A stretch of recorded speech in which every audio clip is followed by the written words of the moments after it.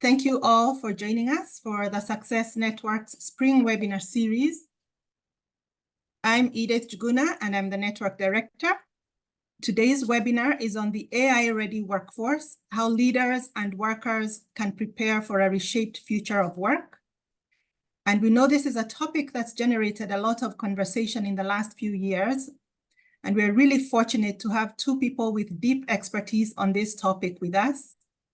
We're joined by Kristina Francis, Executive Director at JFFLabs, and Alex Swartsel, Managing Director, Insights at JFFLabs.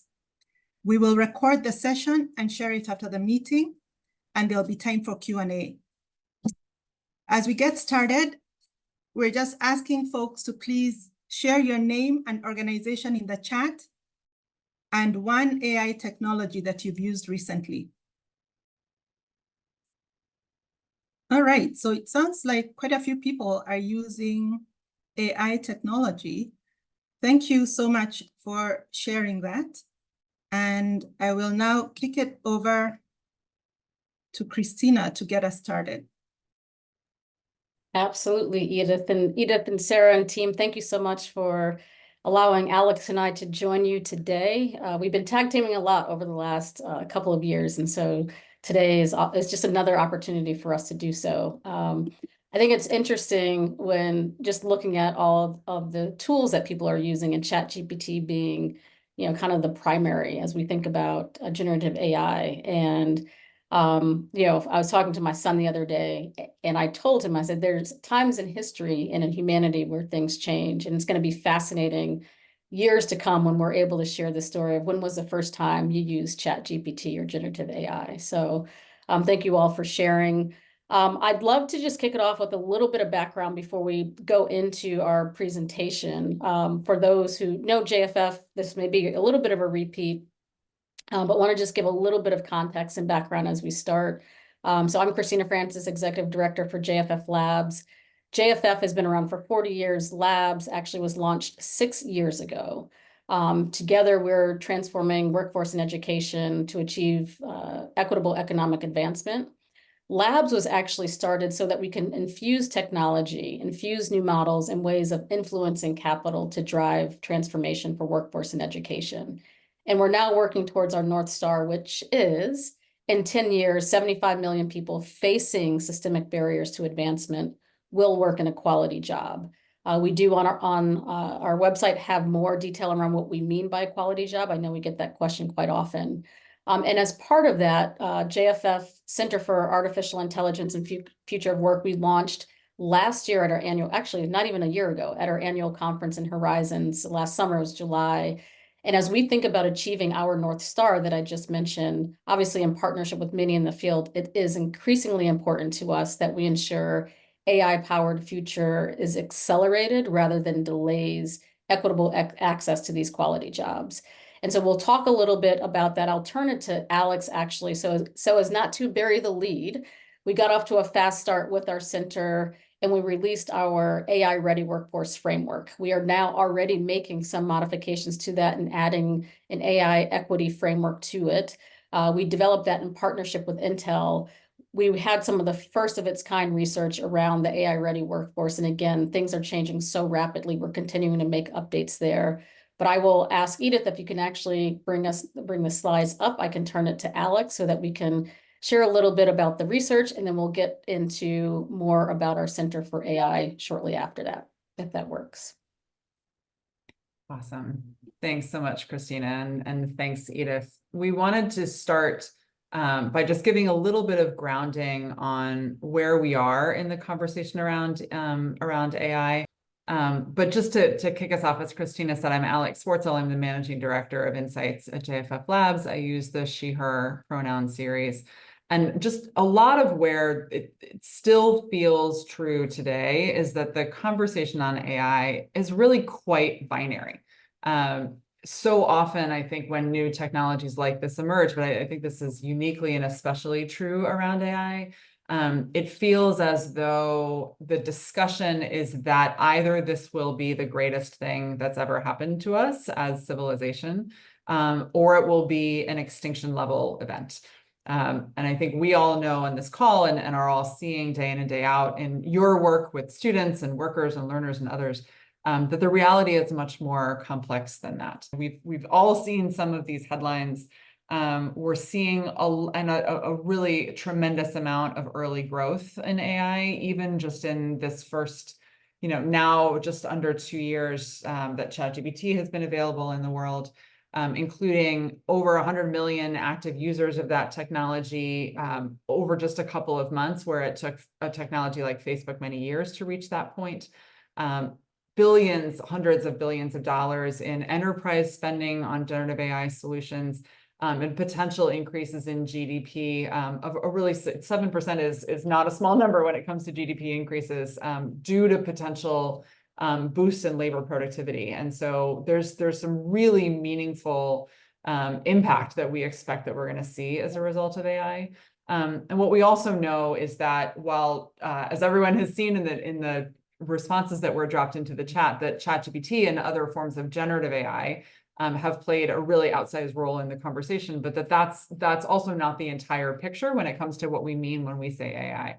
And so many technologies that have been part of our lives day in and day out, whether that is Google Maps, Netflix, the TikTok algorithm, robotics like iRobot and others, conversational AI tools like the Amazon Echo or Siri, even other forms of machine learning and natural language processing like autocomplete and search, for example, that all of these are considered to be AI in some form. And part of what we're looking at as we head into the future is the way in which these capabilities build on one another and are integrated with one another, because it is in part that integration that will allow some of these really significant leaps forward.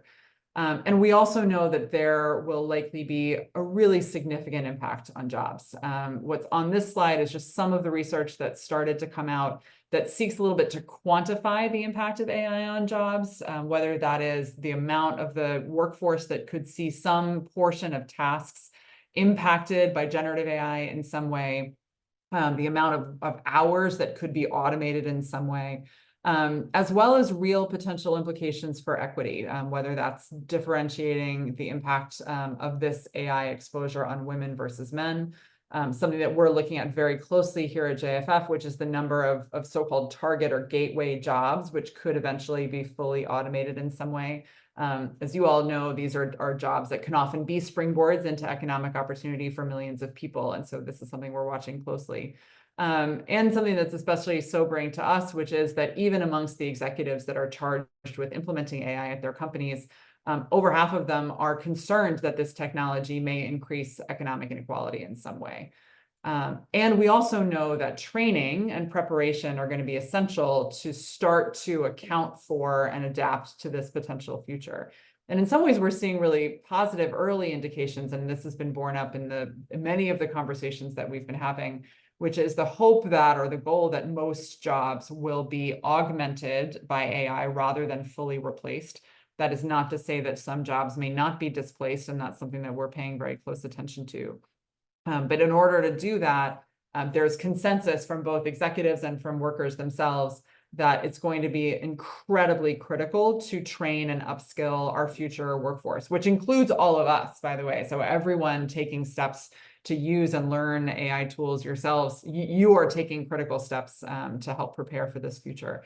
And at the same time, we know there's more that we need to do. A lot of this training is starting to happen within the context of jobs.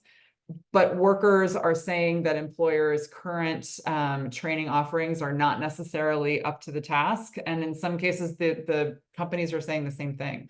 And so we know there is so much more that we need to do to make sure that fundamental AI literacy and preparation reaches everybody across the education and workforce continuum.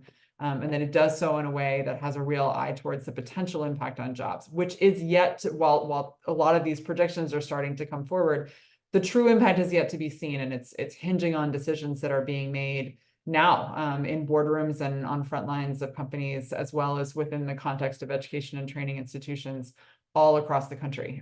So there is a really meaningful moment in time that we've all reached today to think about how we can start to adapt for this future. So I'm going to turn it back over to Kristina to talk just a little bit about the work of the center itself, our own mission.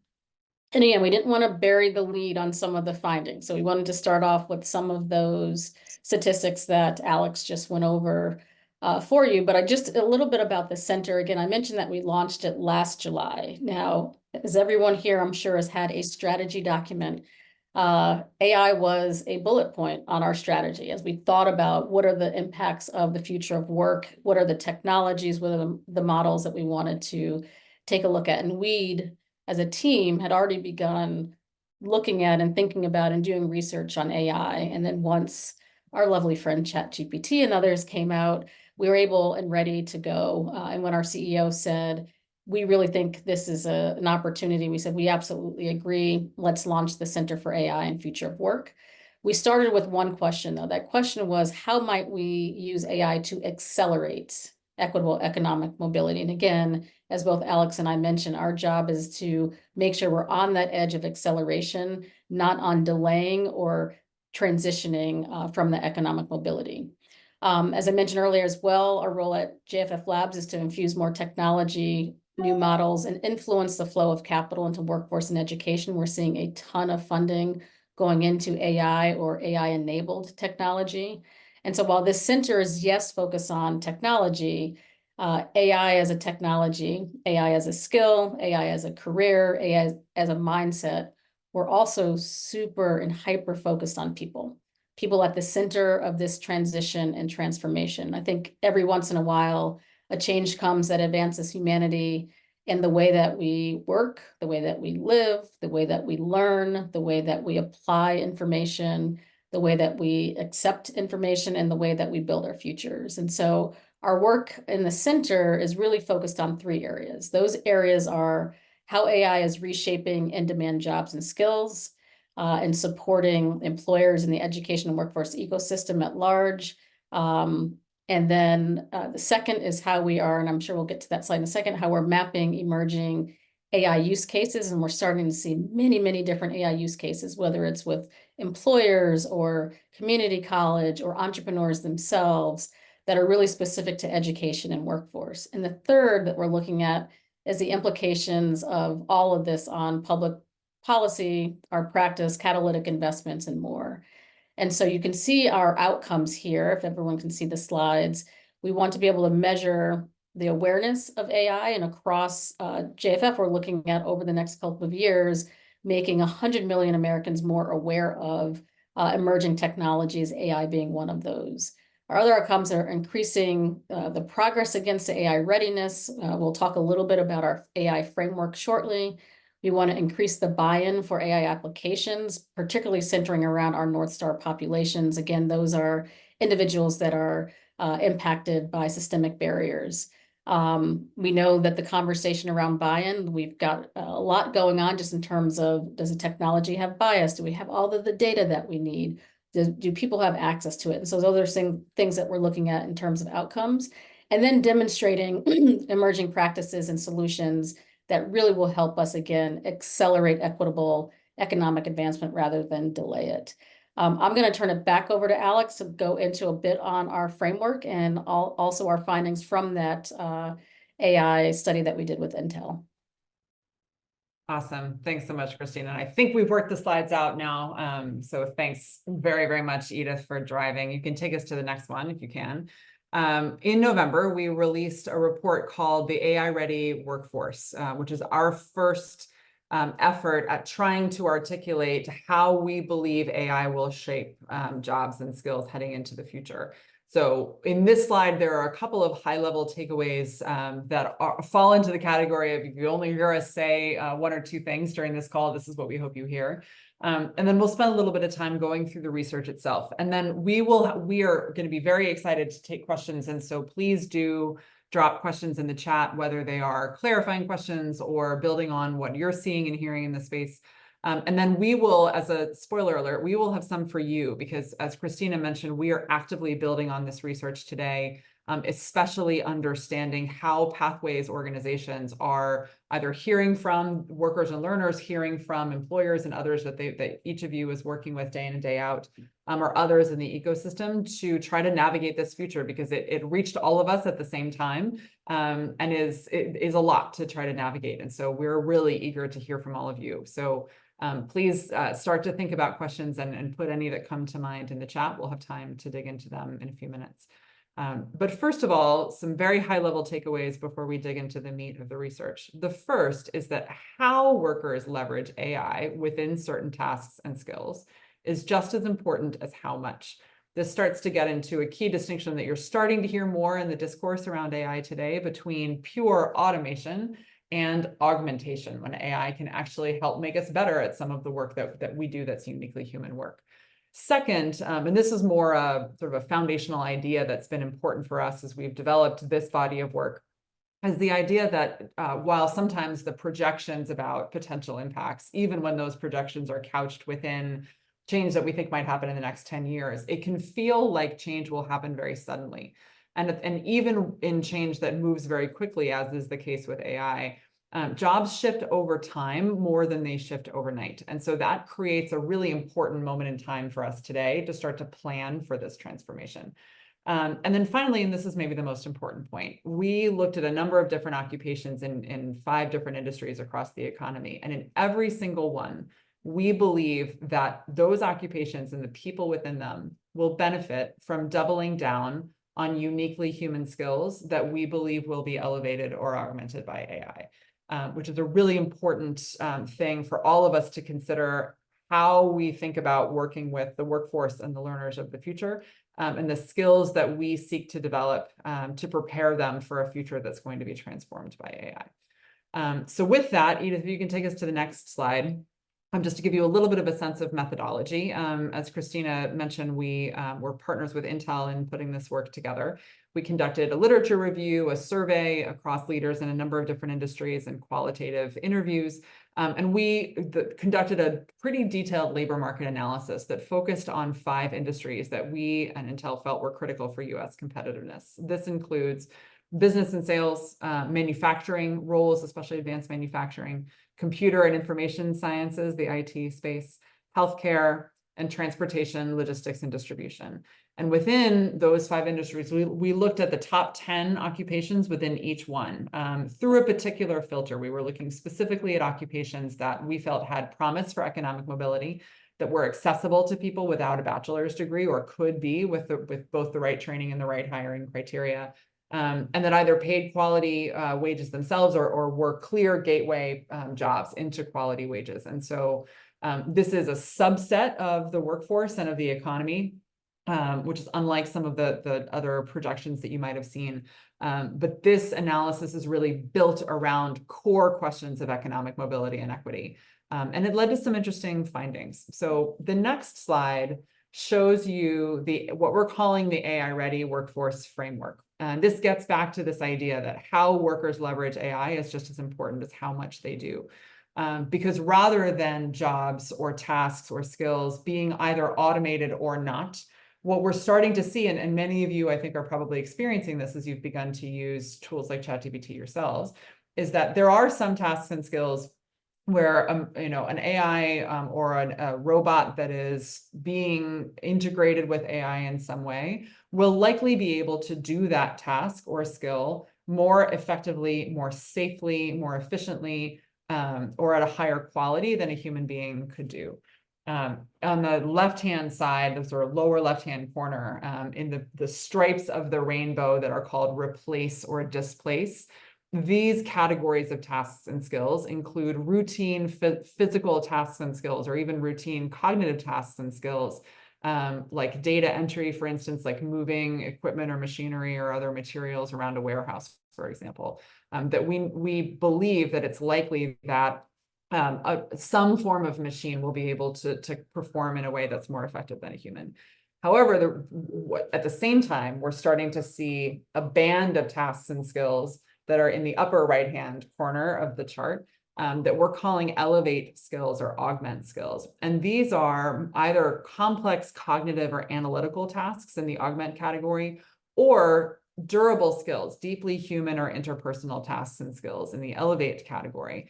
And these are categories of tasks and skills that we believe that integrating AI will actually increase their use. So I'll show you a couple of specific examples in the context of roles in a second. But think, for instance, the difference between, again, moving material around a factory versus engaging in a part of a job that involves engaging in a conversation. For instance, if you are a healthcare worker or a teacher, in many ways, what we're starting to see with generative AI is that it can script some of those conversations. It can suggest ways for people to interact.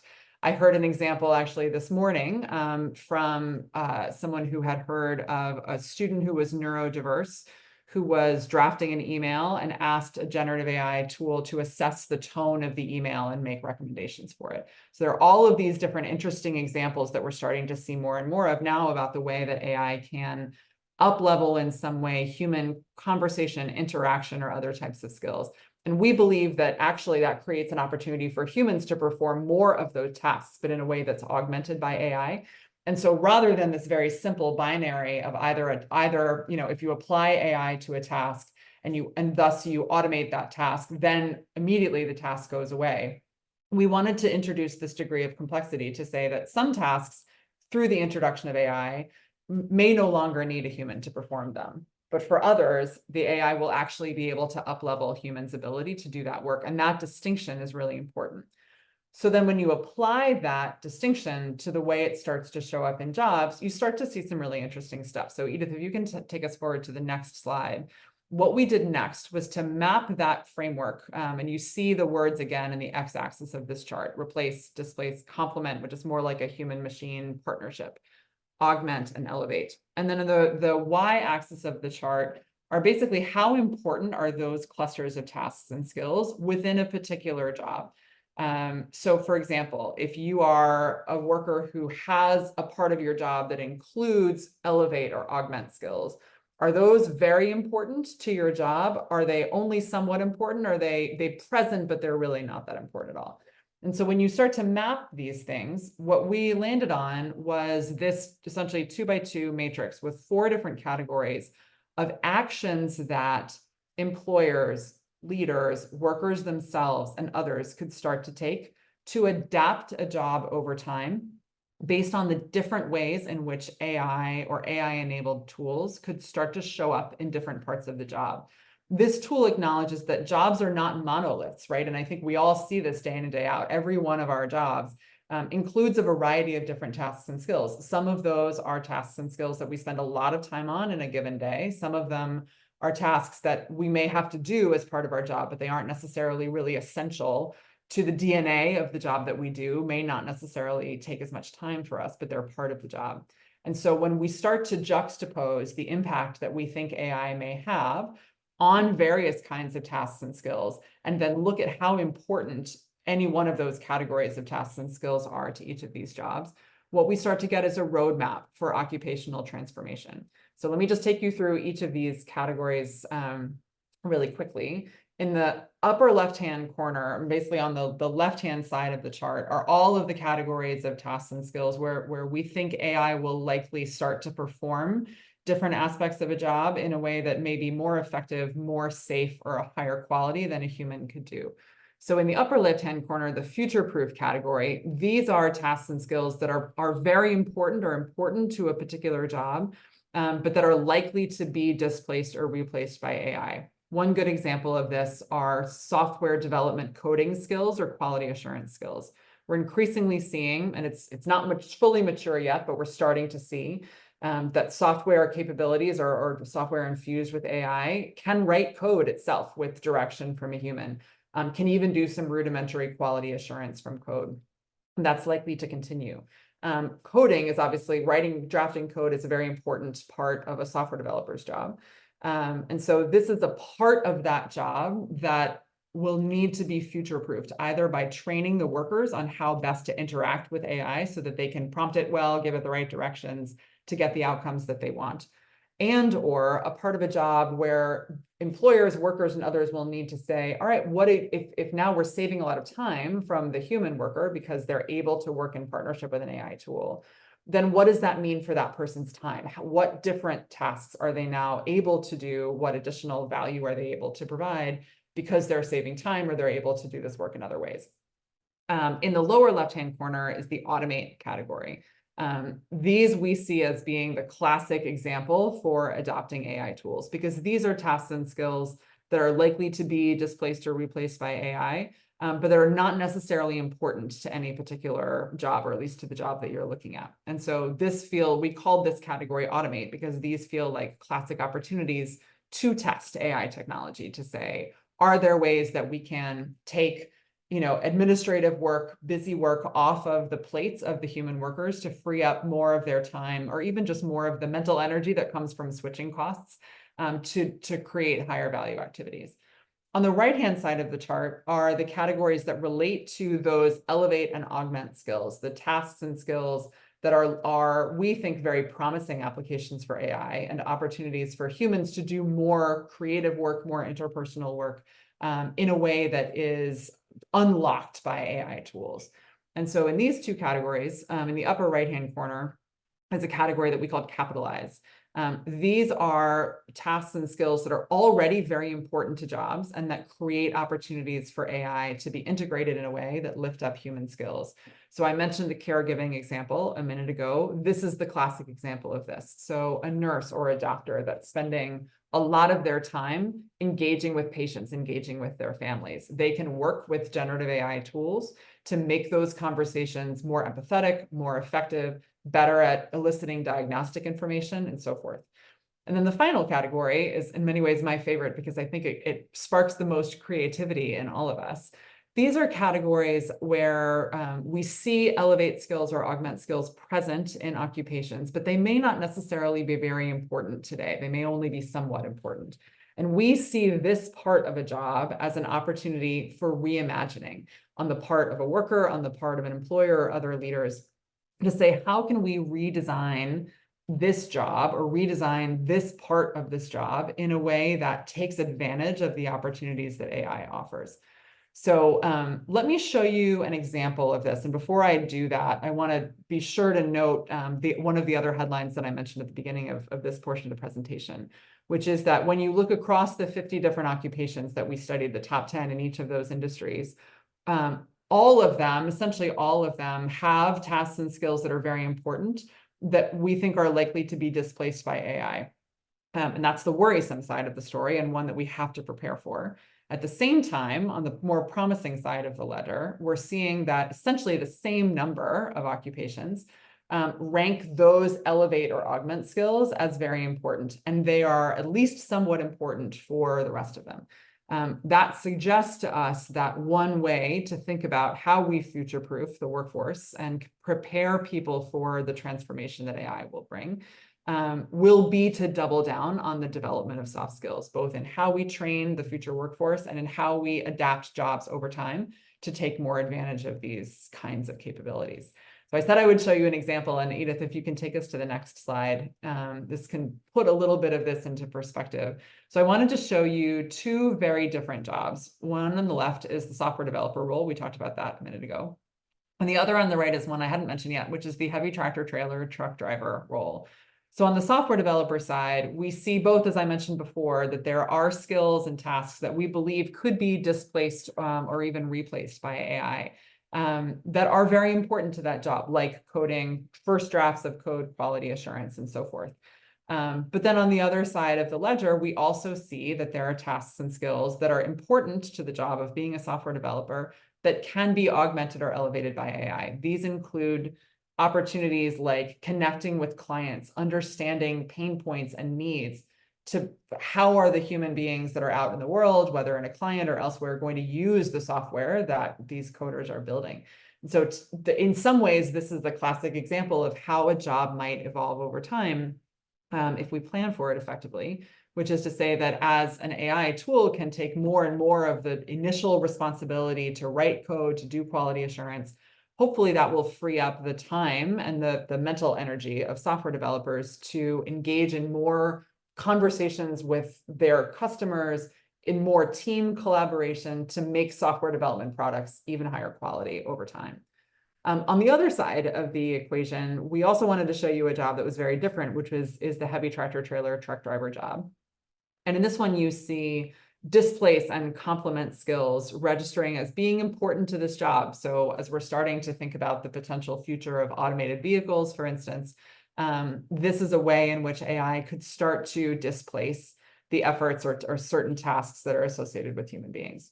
On the other hand, on the right-hand side of the chart, we're still seeing that skills that can be augmented or elevated by AI being important to this role. And these include customer service interaction, team interaction, for example. So this could be a very interesting opportunity for heavy tractor trailer truck drivers themselves or for companies to start to rethink what that job could look like. Are there opportunities to free up more capabilities to focus on human work or durable skills, for example? Again, this is projecting far into the future in some ways, but to be able to start to plan for this today is a really critical component of this. Let me show you just 2 more slides, and then I want to pause first to take it back to Kristina and then for your questions. The first, thanks, Edith, is this broader, what we're calling our AI-ready workforce blueprint, which are the key overarching steps that we believe our stakeholders need to take in order to start to prepare and adapt to this future. So as you'll see in the bullseye graphic, we really keep human beings at the center here, and this is a critical component of the way that we think about AI work in general. Whether that is investing in and preparing for universal AI literacy, making sure that all workers and learners that we serve have the opportunities to do what each of you are doing, to really play around with and learn how AI tools work, to understand what they're good at today, what they're not so good at today, and how they may evolve in the future feels really essential, as well as incorporating a component of worker voice and engagement, learner voice and engagement as well, making sure that their voices are at the table in the development of these technologies and in how they're starting to be integrated and used. We also have a layer around how institutions can prepare. As you all see day in and day out, technology represents really disruptive moments for institutions, and opportunities for thoughtful change management are going to be more and more essential as this transformation evolves. And so for institutions to think about how they can prepare their leaders, each and every one of you, how they can think about the right technology infrastructure to have in place, to understand how they themselves might integrate using these tools or building them in some cases. Collecting the right data on outcomes, for example, as well as thinking through the lens of how might particular industries need to use these solutions in different ways. And then lastly, the outer rim of the bullseye is how we prepare ecosystems. This gathering is a great example of the number of different stakeholders that are engaged in our efforts to ensure that every learner and worker is prepared to seize economic opportunity and to be part of the future that AI is building. And so the more that we can start to build up pathways, partnerships, systems level work and thinking, ensure that public policy is dialed into these kinds of questions, that we're thinking about the way that capital is flowing through the economy in the right way. All of these things feel really essential. And as Kristina mentioned earlier, this is a big part of the work that we're continuing to do around AI, is building on and iterating on these questions to make sure that we're all thinking about it through the lens of ecosystems. And then finally, I want to just put in front of you some of the forthcoming research that's underway for us. This is on the next slide, Edith. So as Kristina mentioned at the start, we are working on an AI for economic equity framework, which will encompass the work that we talked about today, but we'll also go beyond this to say, how do we need to think about technology differently? How do we think about talent pipelines differently? How do we think about other aspects of inclusive design and development such that AI can accelerate economic mobility rather than hold it back? And finally, we're also going deeper today into the research that we just talked about to understand how jobs are starting to change, if at all.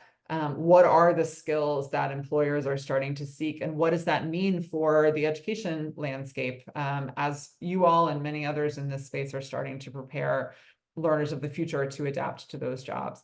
So with the equity framework and what we just talked about, the AI ready workforce framework is a starting point. We're now pulling ourselves back up to the present day to try to get a snapshot of this moment in time and how we can start to prepare. So I just threw a lot at you, and I want to turn it back over to Kristina just to lift up or to add anything that she wants to. But please do drop questions in the chat if we have them. We've set aside some time for Q&A, and then we've got some questions that we want to ask you. But Kristina, let me send it back to you for a second. Yeah, no, thanks, Alex, for that. And whew, that was a lot, right, everyone? Never a dull day here. Always learning more and more about AI.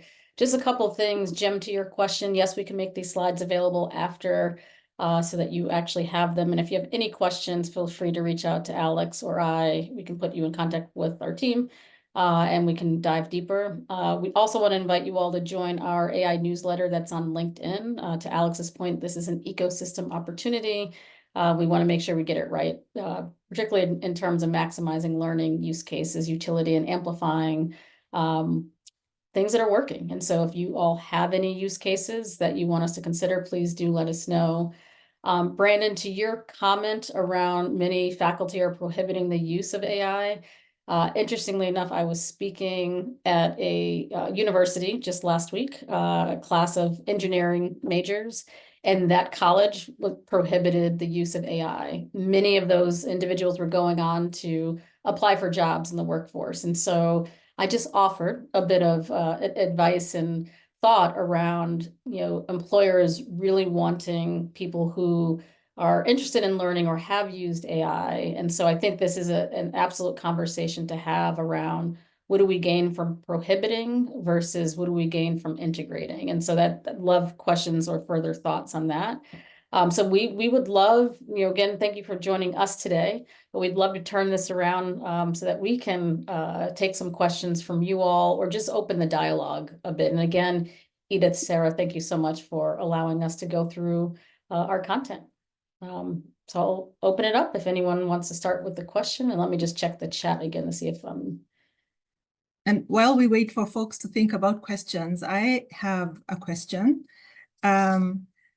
which is, so what should school districts ask themselves before incorporating AI technology into the classroom? And how can they incorporate student input into the development and implementation of AI technologies? And Kadim, I see your hand, so you'll go next. I'm happy to start, and then Kristina, please do jump in. It's such an important question, Edith. I think first and foremost, making sure that everybody is familiar with the technology. So we've seen a real explosion around training in AI literacy. Our friends at AI EDU, which is a nonprofit that focuses specifically on training in K through 12, are real leaders in this space. There are other organizations and resources as well. Google actually just on Friday announced a new suite of training that's specifically focused on teachers to speak to exactly this question, to help people think about how to integrate at the classroom at the district level. And in many ways, thinking about adopting this technology speaks to many of the components of your question, right? So to what extent have workers and learners, teachers and others been involved in the development of that technology? How is the district thinking about guardrails or policies for use? Increasingly now there are guidelines being released at the state level or the district level around the use of technology. And there are some, there's resources out there, and I'll drop the names of some really useful organizations in the chat just as guide marks for this. There is increasing guidance around things like, if you're using ChatGPT or other similar tools, there are ways to calibrate the settings so that the tools are not remembering the prompts that you give it and aren't learning from the data that you input into it. That's one really important component of this. Making sure to not input information that has, for instance, students' private information or any other protected information that you would want to keep confidential. But I think the other broad piece of input that I would give is that especially now, and I have a feeling that this is going to be true for a long time, but especially now, there really are not stupid questions. Everybody is learning about this at the same time. And I think it's very easy to feel like, well, I don't know the right questions to ask and I'm not an expert. Nobody is an expert in this space, really. And so the more you can ask questions like, what data was this model trained on? What safeguards were put in place in training the model to make sure that it is thoughtful about privacy, that its outcomes are equitable in the way that you would want to see. I actually think that the more that folks in our world can ask questions from our own vantage points with an eye towards what we would want to see come out of the technology, that's actually a part of what sparks really, really helpful developments as the technology is being built. So there are truly no stupid questions. Ask the questions, because the technology providers need to get in the habit of being able to have really smart and thoughtful answers to those questions. Kristina, what would you add to that? I thought those were excellent. I think the only things I would add to it, it's really around improved readiness and shared responsibility. So for improved readiness, both for students, teachers, the administration, understanding what and why you're seeking to engage AI, and then really putting together a coalition. I think that coalition should include students, it should include parents, it should include others. Students and individuals are already using AI. And so it would be interesting for schools to have students share how they are already using it, how they'd like to use it. And again, using it as a prompt or a concierge, as I call it in my house with our kids. Like, it's a concierge, ask it questions and let's see how you integrate, just so that there's no longer a fear of the technology and that people can start thinking more creatively on how to use it. The other around shared responsibility, we always say don't go alone. So many people are learning right now, and just to the entire ecosystem, who can you partner with, to take responsibility just off of your plate, but really it's shared responsibility to make sure we have student, teacher, school, county readiness, and then really moving forward. So again, I'd say improved readiness, shared responsibility are areas that I would really think about for school systems and colleges, universities as they go forward, in addition to what Alex said. Great, thank you for that. I know we have some questions in the chat, but want to go to the folks who had their hands raised. So Kadim, I think you were first, and then we'll go to Stephanie. Yeah, thank you, Edith. Thank you all for just demystifying AI. Thought it was very interesting and helpful. So my organization, Co-op Careers, really support college graduates get into the tech space, data analytics and digital marketing. So I know someone mentioned that higher education don't really support AI. So being that bridge between colleges, recent college graduates, as well as businesses and companies, how would you suggest changing the mindset of universities? We all know that universities are slow moving in terms of change. So what have you all found successful in kind of reframing AI to the point where universities are a little bit more understanding to the changes and AI as something that's necessary for their students to learn? Kristina, I saw you come off mute. Go for it if you'd like. No, I can start this one, Alex, and then you can. So I think that's the topic of conversation right now. And you'll find that there are some colleges and universities that are leaning in heavy around AI. They're creating an associate's degree, a degree pathway for AI, and really supporting their professors and students in using it. And there's some colleges, universities that aren't quite there yet. So one is increasing awareness, and that's something, again, we try and help with, but also bringing players together to have these discussions. I would find if you do have a college or university that may not be ready quite yet, is maybe pairing them with a university that's already moving forward, and we're happy to help make those connections. The other is that we're finding is that the more that employers are engaging colleges and universities, the more change can happen. Employers are right now seeking talent that has or is willing to take on kind of those AI-enabled tasks, or really have that mindset and start preparing for the skill set. And so the more the colleges and universities can bring employers in and maybe create some type of partnership so that the colleges and universities understand what those employers need now and the growing need of the future. It's very similar to me, what we're seeing now as to what we saw in the late 90s in the dot-com era, where companies had to really quickly change their workforce. It doesn't mean that they have to get rid of individuals. It's really about upskilling, awareness, and partnership. So those are the areas that I would really focus on, is that awareness and partnerships. Alex, anything to add to that? No, that was great.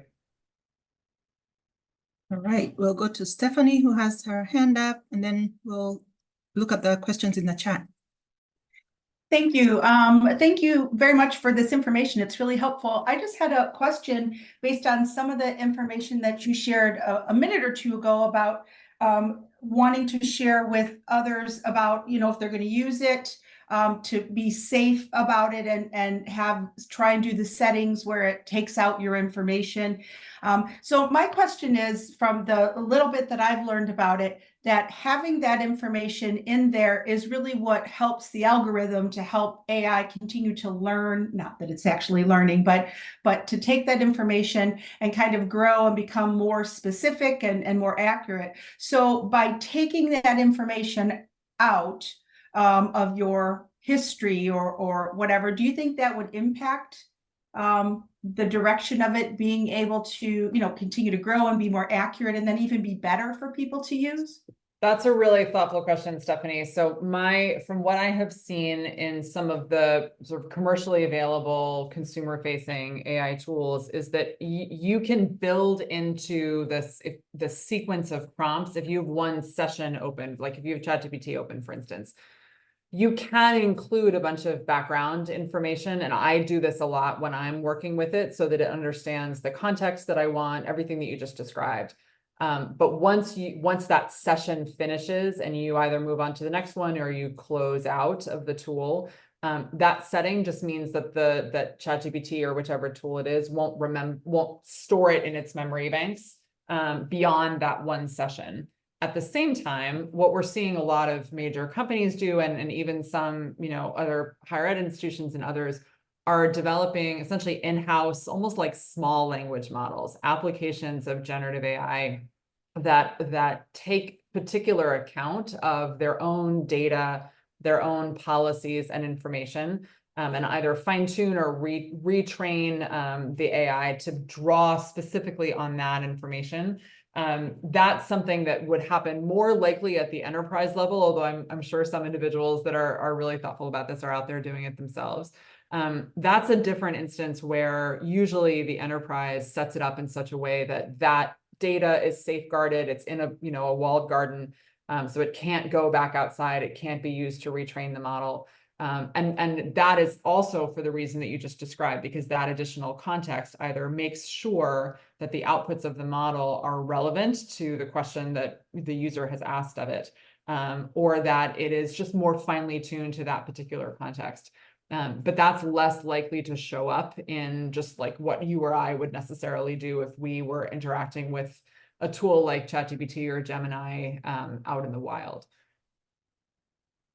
Thank you very much. Yeah, this is tricky stuff, right? Like it's evolving very fast. So these are all really thoughtful questions. Yeah, to that question, I just dropped a link to an article that was written in September by someone just around the importance of small language models. There was a question about a framework, if you have a framework or tool to engage a community or institution, and I can't tell if that was answered or not. I don't think so. Benjamin, I think this was your question, and that is a really thoughtful idea and something that we are actually working on today. In part, as we've shared some of this information out, it seems like it is, it has been helpful and somewhat more actionable. And so both as part of our own ongoing work that I talked about right before we went to Q&A, and in conversations like this, we're actively trying to test out what it would look like to help organizations apply this. And so if you have ideas, by all means, we would love your suggestions, but it's something we're actively thinking about. It's something we're grappling with here at Northern Illinois of how do we engage with it in an intentional way that's localized. So I think as we learn about it or as others learn about it in higher ed or in K-12, I think it's worth considering kind of principles on how to do that operationalization. What shared responsibility looks like will be very different in higher ed than it does in K-12, than it does in the workforce. Just if there are those opportunities, I'd love to learn from them or collaborate with folks to learn. Awesome. No, we would love that. I wonder, Edith, if knowing that we're coming up to the top of the hour and not everybody may be able to stay, if it would be a good opportunity to switch to some of the questions that we wanted to pose to this group that work, Edith? Yep. Awesome. So we have some questions for you on the next slide. And I can also drop them in the chat in case that's helpful. So we would really love thoughts on any of these. We wanted to put them all in front of you at the same time to let you choose your own adventure a little bit.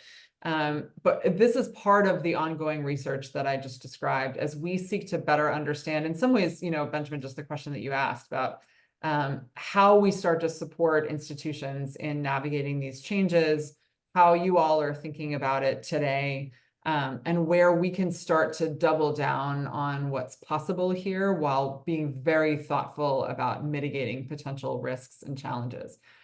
So I'll read the questions just so you hear me say them too, and would love for anyone to drop in the chat or to come off mute to give your thoughts about these.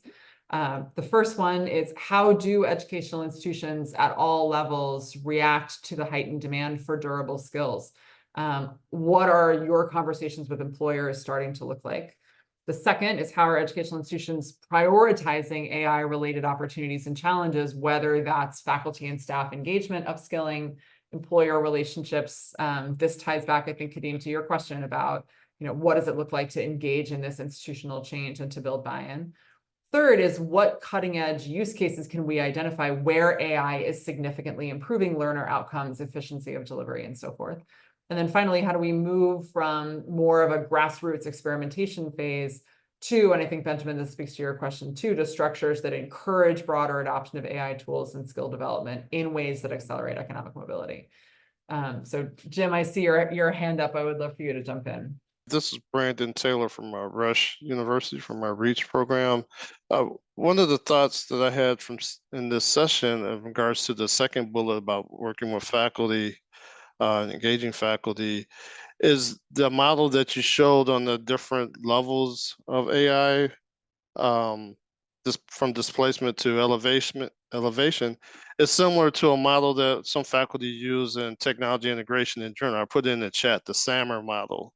And so I think working with faculty to incorporate a model where, sure, you're going to use Grammarly, you're going to use ChatGPT, okay, that's just going to get you at best a C level of performance or very minimal, you know. So what do you do to elevate that? So yes, okay, you've done that. Now, how do you augment it? How do you elevate it to get a higher performance grade? I think that's the way a good way to look at it, to share that type of model, one from the JFF and the SAMR, because you use it, can see that the different elevations of it, similar to with the calculators. You know, this is, you know, a similar conversation that we've pretty much had in regards to faculty using it. So showing them a semblance of a model that they may be familiar with could be helpful.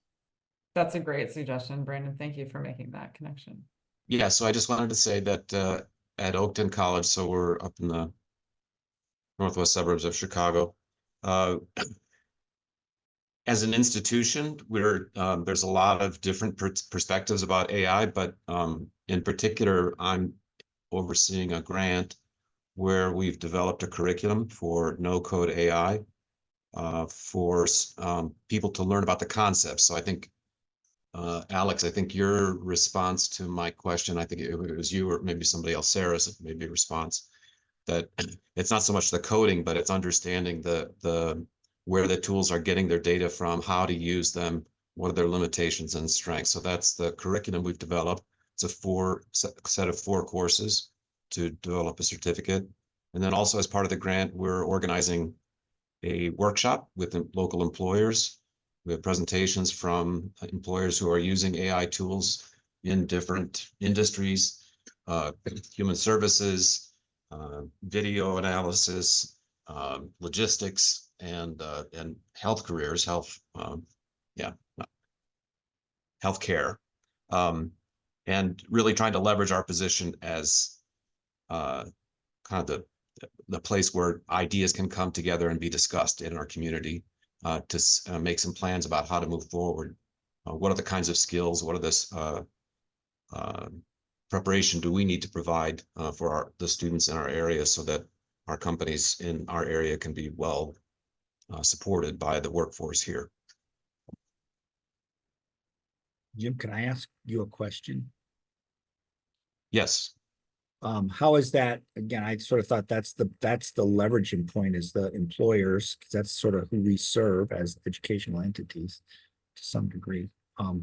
How is those conversations, those requests from the employers been received?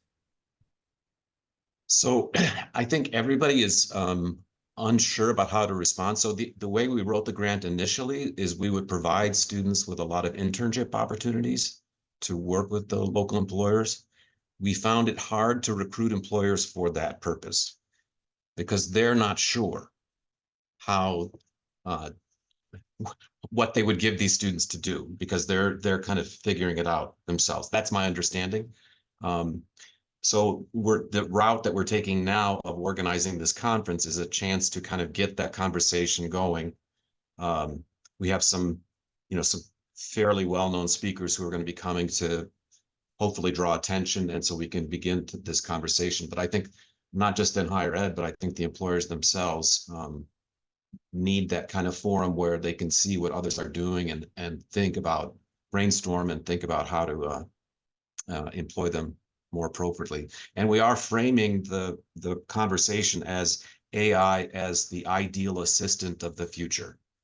So that's really the perspective that we're taking on this. And yeah, so we'll see. I would say the answer is not clear yet to your question. To the JFF crew, are there employers who are well versed in AI and ready to share their employee needs with the education field? Because again, I think that's where we can sort of help others, help ourselves learn the needs of the employers. Is that right? So kind of are slow to respond at times to employer needs, but I feel like that would be a leveraging.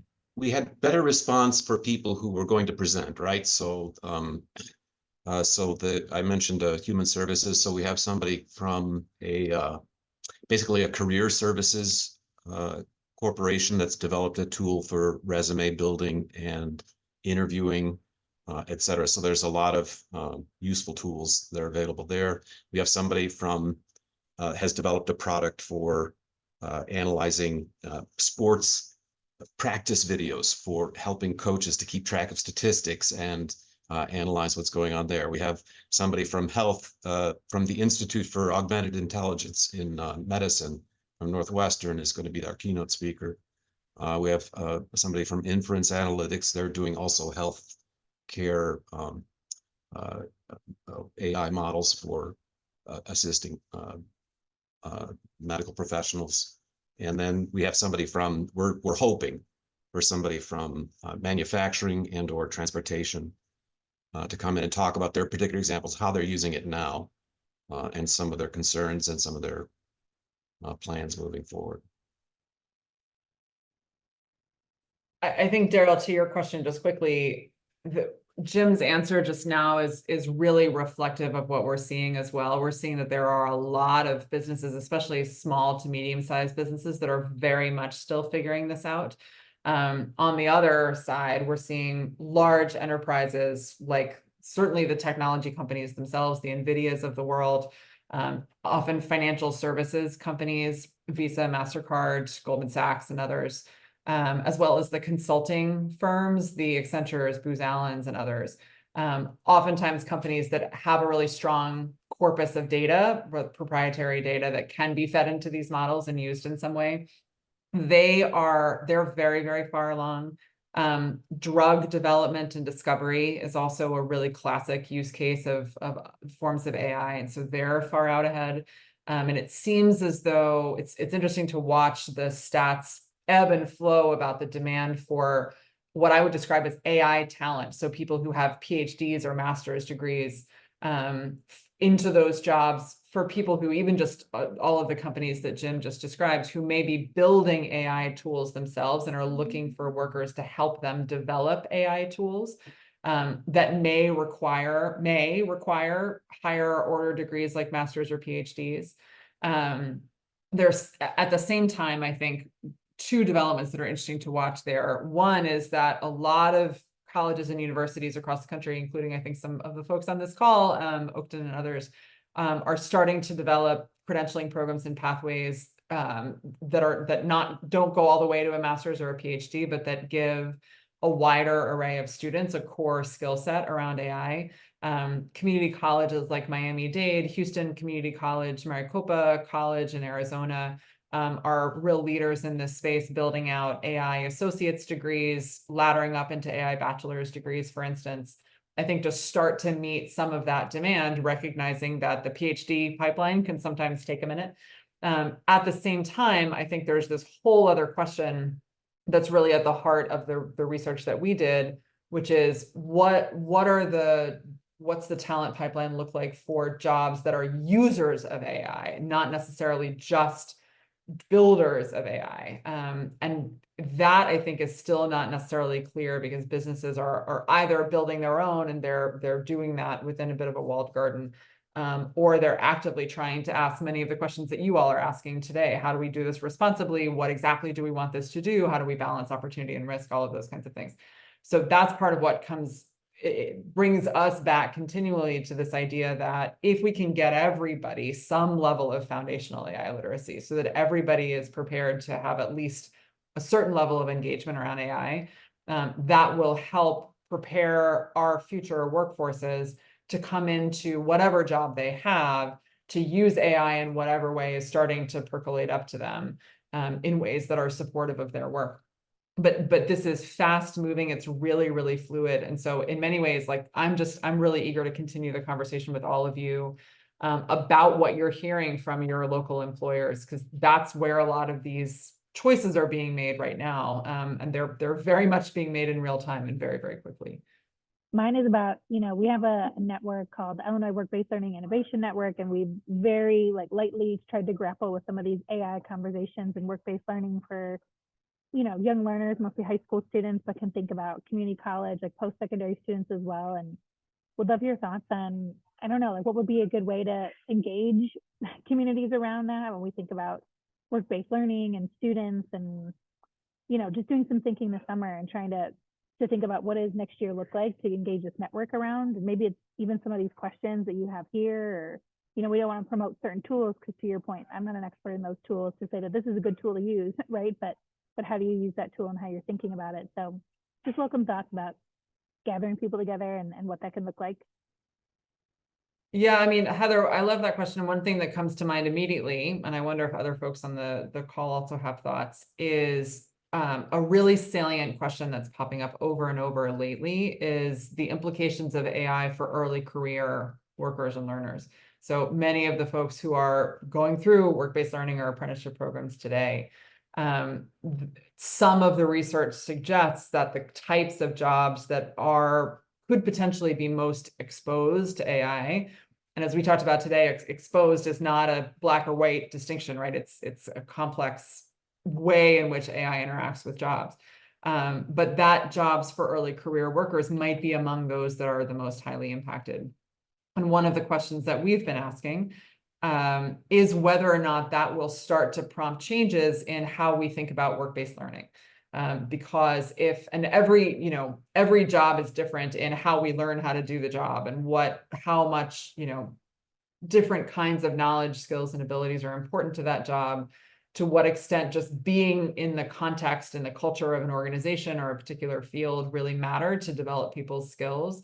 Every job in every organization is slightly different. But if the early part of someone's career, those first 1 to 3 years or so, it obviously varies based on the field, are really essential in someone learning how to do a job. We know from some of the early research about AI that AI up-levels people who are newer, maybe less skilled or earlier in a job, brings everyone up to the same playing field. And so there's some real questions about if that's true, and either early career workers are starting to use AI tools, are employers starting to then ask different questions about, do we have the same need for early career workers, or do we just bring folks in at a higher level of education or training, maybe right into a frontline manager role, or are we not hiring frontline managers anymore and replacing them with earlier career folks. So it like that part, and nobody knows exactly how this is playing out. This is one example of the decisions that are being made right now. But as you know, I'm sure JFF are big believers in the power of apprenticeship and work-based learning. It's something that we're starting to think about very, very early days, is whether we need a new paradigm around work-based learning in this country as a way of starting to blur the lines between training and education and entry into a job, ways for workers to get more deeply embedded into the culture of an organization, to learn the job while they are still in a learning environment, as a way of starting to solve for some of those questions that may inevitably arise. I don't have answers yet, and I think, again, a lot of this is being worked through in real time. But that nexus of the impact of AI and the promise and potential of a work-based learning model or a series of work-based learning models is a really interesting one. So I would love to follow up, Heather, if you pursue that, because I'll be really curious to hear what you find.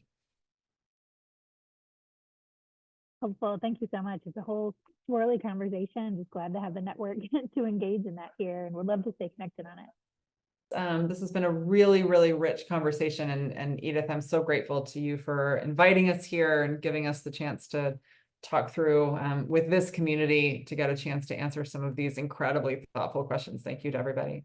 Kristina, I'll turn it back over to you, and maybe Edith, I know you're going to share the recording and the slides, which is awesome. Please feel welcome to share my email address for folks who would like to stay connected.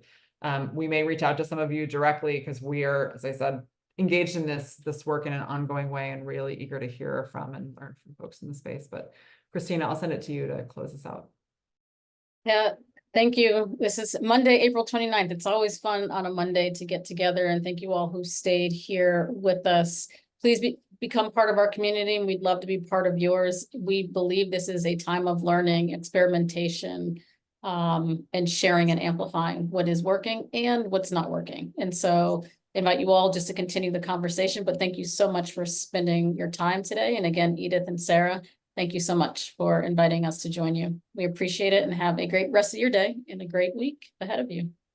And thank you, a big thank you to Kristina and Alex for a really informative and thought-provoking conversation. Thanks for all the tools that you offered and the resources. And we look forward to staying in touch. And to all the participants who joined us, thanks for your active engagement, and we will be in touch.